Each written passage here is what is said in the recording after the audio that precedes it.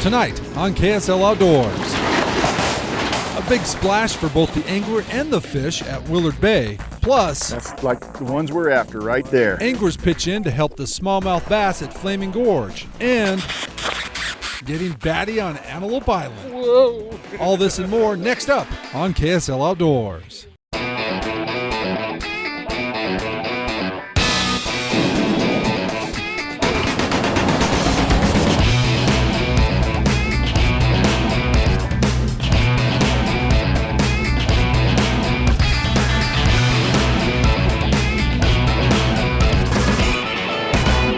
KSL Outdoors with Adam Eakle is brought to you by your local Ford stores. Thanks for tuning in to KSL Outdoors. I'm Adam Eakle. Well, tonight we're going to show you a couple of projects that the DWR is working on in two of Utah's favorite reservoirs, and we're kicking it off at Willard Bay. It's a sight never seen on Willard Bay, a dump truck floating on a barge loaded with 10 tons of rock on its way to make a big splash for both anglers and fish. We're creating habitat in places where it is obviously lacking. Willard Bay is a freshened arm of Great Salt Lake. It has all of the features of a marsh bottom. Well, it doesn't create a lot of good habitat for fish that way. So what we're doing is we're adding something unique to the typical structure here of flat mud.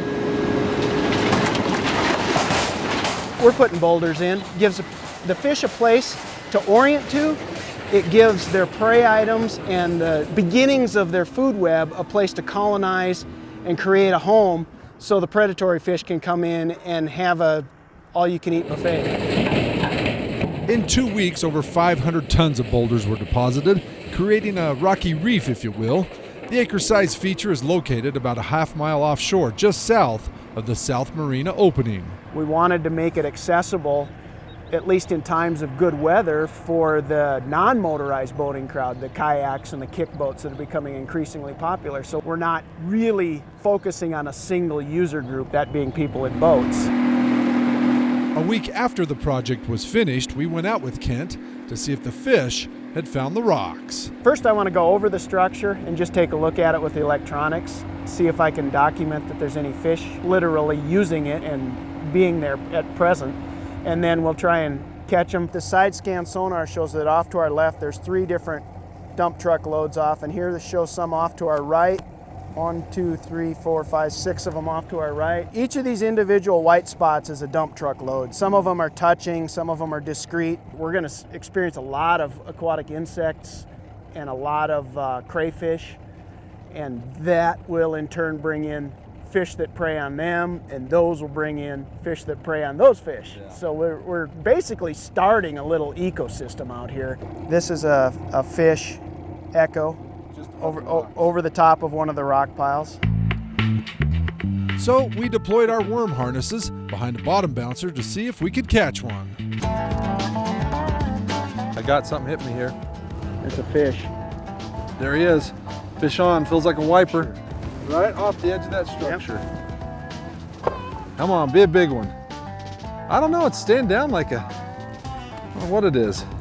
Oh, it's channel cat. Channel cat, and it's a good one. Yeah, it is. Oh, look at that toad. Look at that pig, that's cool. I didn't know that. First channel cat I've ever caught in here. I hope it's wildly successful, and not for my own selfish reasons, but you know, I just hope that we can come up with a technique that works on flat waters consistently. I don't know what it is, but he slammed it. I think I know what it is. Yep. For sure. First wiper of the day, look at that. Nice fish. He just hammered it. Nice healthy fish. Right off that rock pile. Yep. If you build it. They will come, huh? We know rivers. We rebuild rivers all the time and mess with those. And so the guys fishing rivers are getting a lot of value for their license dollars with return on habitat projects. But the guys who fish lakes and reservoirs haven't been getting that same percentage of return. So if we have a technique like this that we can prove works and can provide that consistent fishing, we've gone a long ways towards serving our client base a lot better. Is he still there? Yep. Oh yeah, that's a walleye. I'm calling it. No, but I'm calling it. Yeah. It's a walleye. It's a walleye. Good walleye. They're all good. Boy, he did. He wasn't getting off. Well, like you said, if you build it, They will come. they will come. And we caught a few fish there, and you expect more in the future. Oh yeah. Once the fish figure out it's there, they'll colonize it, they'll stay longer, and maybe make a home of it. And more information on the reefs, where can they find those? We will have the coordinates on our division website, Division of Wildlife, and then Parks and Recreation will have that information. You can call the park or look on their website. Rocky Mountain Anglers will have it. And Yeah. They help fund the project. So yeah, absolutely. very good. Hey, we'll have more here coming up on KSL Outdoors. Oh, Coach got one! Anglers pitch in to move smallmouth from the Utah side of Flaming Gorge to the Wyoming side. That in a moment, but first, tonight's climate quiz question. The new rock piles in Willard are not the first time the Utah DWR has built structure in a relatively smooth and flat-bottom lake. A little over a decade ago, the DWR did a similar rock pile project on another northern Utah fishery. These rock piles in this lake begin to attract fish almost immediately. Our climate quiz question tonight is, can you name the northern Utah body of water where this type of project was done in 2005? Now, if you know the answer, log on to our KSL Outdoors Facebook page, give us the correct answer, and while you're at it, give us a like. We'll then randomly select and announce a winner on our Facebook page the following week. The winner set to walk away with a Climate Static V sleeping pad. Climate, comfortable, rugged, and lightweight. KSL Outdoors will be right back. KSL Outdoors is also brought to you by Fish Tech Outfitters, Utah State Parks, Burt Brothers, Sportsman's Warehouse, Evanston, Wyoming, Climate, and Camp Chef.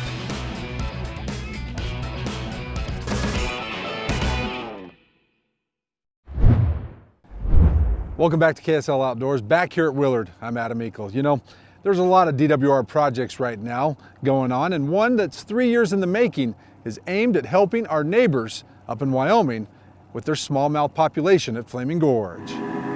First of all, I want to thank everybody for coming out to help us with this event. Dozens of anglers showed up to help the Utah DWR and the Wyoming Game and Fish move an abundance of smallmouth bass found on the Utah side of Flaming Gorge Reservoir to the Wyoming side, where smallmouth bass are in trouble. Smallmouth bass in the Wyoming portion of the gorge are struggling.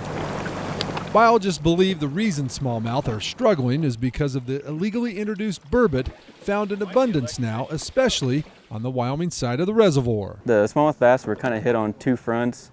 One is that they eat primarily crayfish, and burbot also eat a lot of crayfish. And then in the winter times when burbot are more active and smallmouth bass are more dormant, smallmouth bass are also being predated on by the burbot.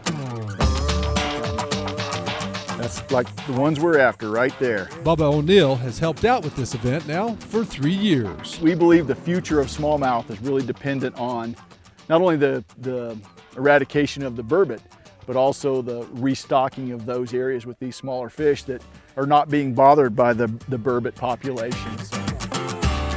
Bubba got one. Little fatty. I mean, they are fat little buggers. They must be eating those bass fry that are in there. Cute little bugger.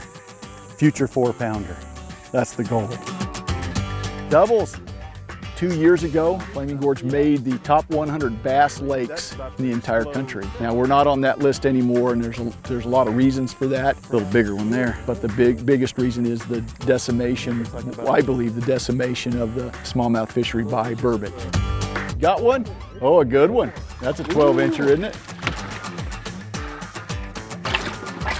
Once anglers' live wells were full, I'm gonna let you dump those. the fish were taken to the DWR where they were 7.4, no tag. measured and tagged for a future smallmouth bass study. They were then loaded up and boated to Wyoming. So I think the public understands what we're trying to accomplish. We want to maintain this smallmouth bass fishery as much as possible into the future. And this is just one step towards that goal. Another step that Wyoming has taken to protect smallmouth bass is they've proposed a catch and release regulation change for the Wyoming side of the gorge for 2017. The proposed change was supported by the public and is now waiting for approval by the Wyoming Game and Fish Commission. Bass are still abundant on the Utah side of the reservoir, specifically in the canyon region, and Utah is keeping its 10-fish limit for now. The most important thing to me is it looks like the Game and Fish really cares. They're proving it to the public. They're letting us get actively involved, which I think is important. Oh, Coach got one! Because I'm going to take care of something that I feel ownership in, and I feel ownership in the smallmouth fishery along with thousands of other people. We own it, and we need to take care of it. And they're helping in joint cooperation. They're helping make sure that this fishery lasts for the next 100 years. You know, Ryan was saying that the anglers exceeded his expectations this year. Last year they caught about 1,000 fish. This year they actually topped that.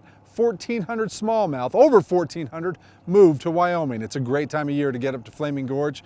You know, maybe chase kokanee in the morning, smallmouth in the afternoon, and maybe go after some Lakers as well.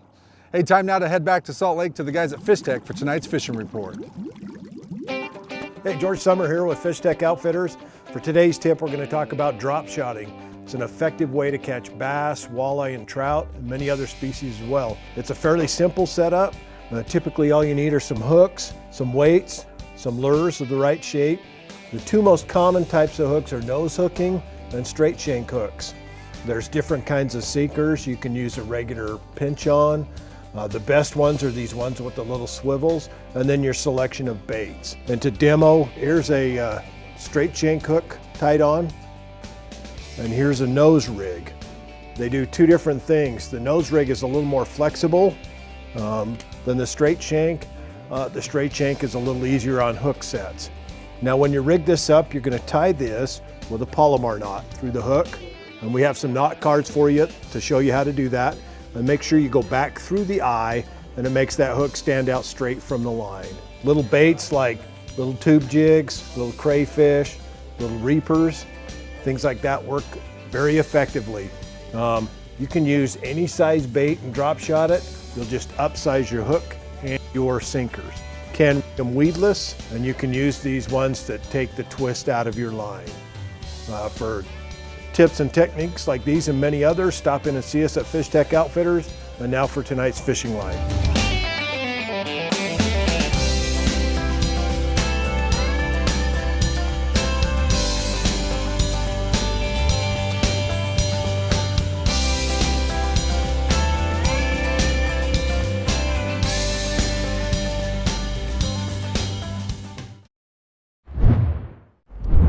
Welcome back to KSL Outdoors. I'm Adam Eakle. Well, we've moved to Antelope Island State Park, known for bison, of course, antelope, deer, even bighorn sheep. Tonight, we're going to show you an animal I'll bet you may have seen, but maybe not this close. So tonight we're going to run a bat survey. What we use are called mist nets. The other way is we put out ultrasonic microphones. We've invited public out to kind of come and see what we're doing and to learn about bats. But it's also part of a statewide survey that we conduct to try and track species distributions and populations kind of throughout the state. Most likely we'll get one of a few different species, a Brazilian free-tailed bat, maybe Townsend's big-eared bat, maybe a bat called the big brown bat, which is a very descriptive name. To capture bats, biologists will use these mist nets. The nets capture the bats without hurting them. Bats tend to come out only when it's the darkest of darkest. They echolocate, they can navigate in the complete absence of light. That's how they find their way through caves and things like that. For that reason, a lot of people think they're blind, but they're not. Bats actually can see just as well as we can.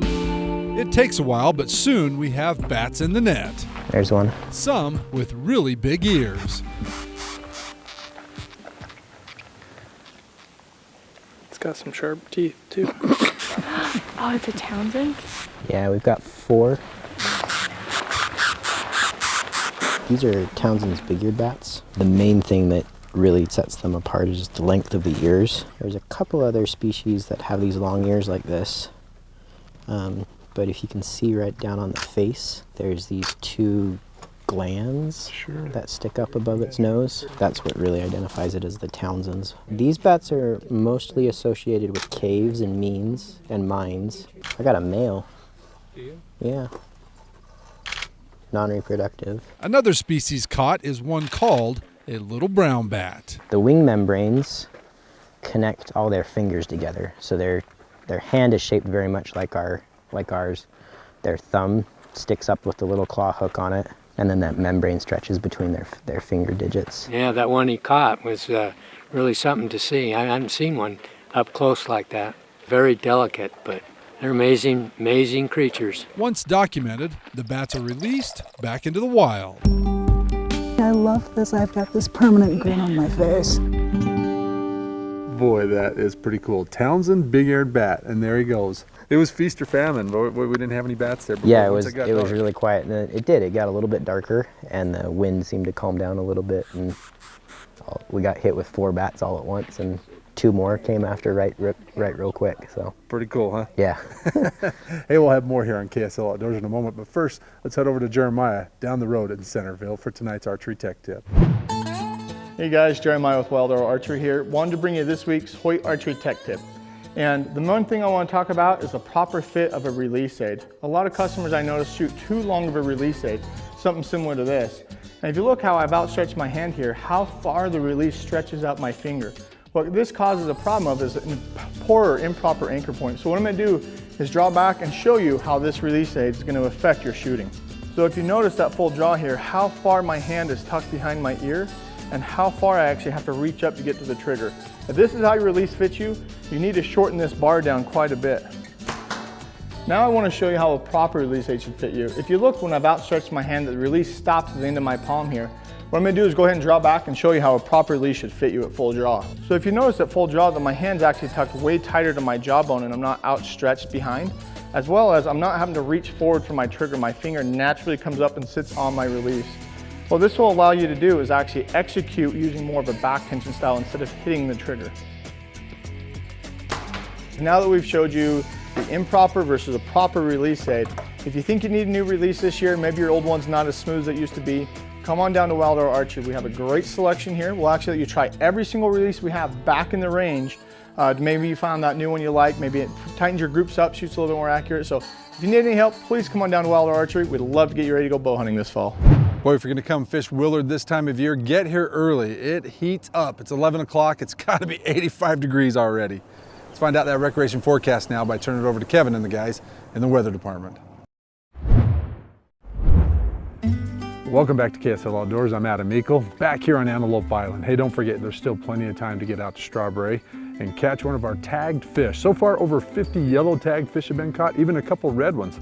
Your chance is still swimming up there, though, to catch that fish that belongs to that 22-foot Crest pontoon boat. For all the information, check our outdoors calendar page right there at ksltv.com.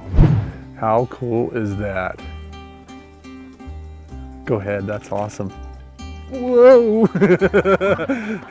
When you get a chance, make sure you get it. And then you see a bat up close, take your camera, take a picture, submit it to our snapshot contest. Here it is now, the best of the week, our snapshot of the week.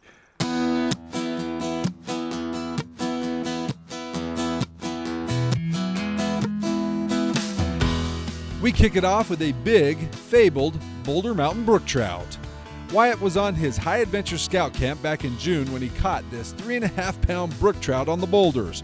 Wyatt was just thrilled to catch a bigger fish than old Dad, and even released the big brookie to be caught another day. Travis says you never know what you're going to see when you open the doors at work. Sometimes it's a snake, a skunk, or a pack rat. This time, however, he opened the door to find himself face to face with a rare sighting in Utah, this nocturnal and solitary ring-tailed cat.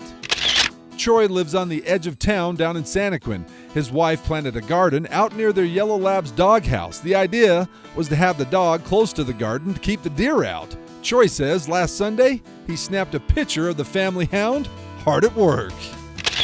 Ludell was up on a fishing trip in Wyoming when he spied these 2 baby great horned owls in a cottonwood tree by their camp. Ludell says he enjoyed watching the owls and actually ended up spending more time watching them than he did fishing.